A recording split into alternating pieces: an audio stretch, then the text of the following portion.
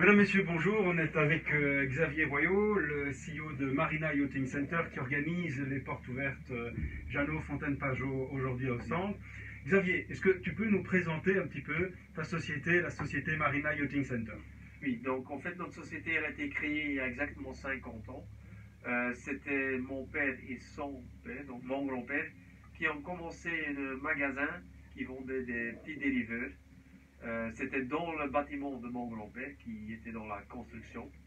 Et depuis, en fait, on a travaillé pendant une vingtaine d'années à Bruges et on a déménagé à Ostende par après quand on a vu que nos ateliers étaient trop petits pour pouvoir mettre des bateaux quillards à l'eau. Donc, on fait, autre que les marques Jeannot, aussi les marques Fontaine Pajot et Prestige. Et on est basé maintenant en Ostende où on a nos bureaux, nos ateliers et un hangar d'hivernage à 500 mètres du bâtiment de vente. Donc vous faites alors de la vente, Oui. de l'hivernage et quoi d'autre? Quels sont vos autres services? On fait installation et entretien du moteur hors bord. On fait les travaux de carénage, antifolie, battage de voilier. Et pour le reste, on fait, mais c'est pas notre spécialité. Disons qu'on ne se spécialise pas vraiment dessus, mais nos techniciens installent aussi des chauffages, de l'électronique et, je dirais, des tentures. Donc on peut acheter le bateau de A à Z chez vous, la coque, les moteurs, les électroniques et le financement, un Oui. package complet. C'est ça, oui. Donc le financement, on va vous aider. Dans le financement, mais ce n'est pas nous qui finançons. Ouais. Tu parlais de technique tout à l'heure. Oui. Quelles sont les innovations que tu crois qui vont arriver sur le marché pour le moment? Oui.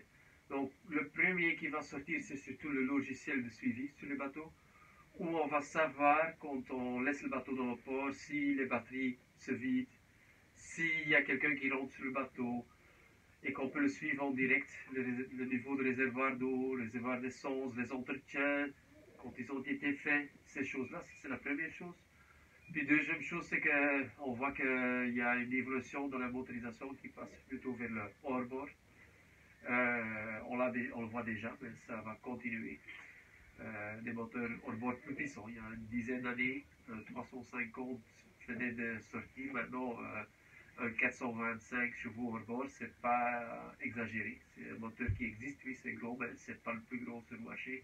Donc on voit cette évolution, que ces moteurs sont aussi installés sur des bateaux plus grands. Alors on est ici à Ostende, c'est les journées portes ouvertes. Il y a Oui. eu Cannes début du mois de septembre. Donc c'est bien parce que l'activité recommence après le lockdown, mais quelle a été, en tout cas pour toi Oui. comme acteur, l'influence de cette crise de santé sur la production? Oui, donc surtout sur la production, c'est le fait qu'ils n'ont pas pu produire aussi de bateaux que les années précédentes. Même pour 2022, ils vont diminuer la production. Parce qu'un bateau, c'est un produit très complet. S'il manque 2 ou 3 options, on ne peut pas livrer le bateau.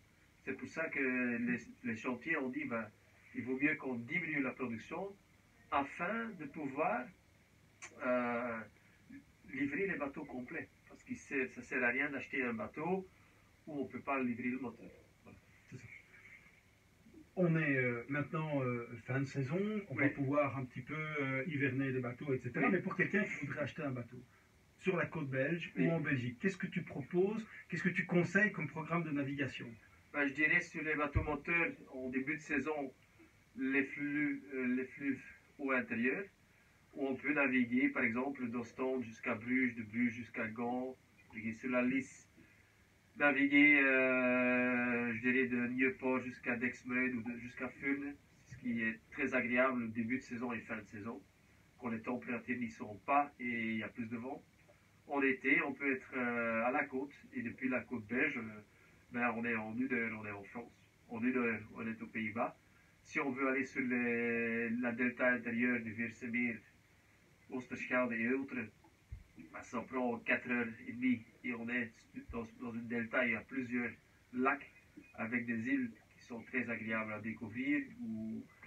C'est toujours, je dirais, toujours facile à naviguer.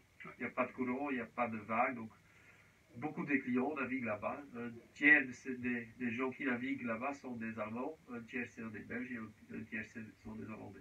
Merci pour tes conseils, Xavier. J'espère que tout va bien se passer. Un Oui. bon week-end pour toi. Merci. Et à la prochaine C'est fois. ça, à la prochaine Merci fois. Adi. Merci. Au revoir.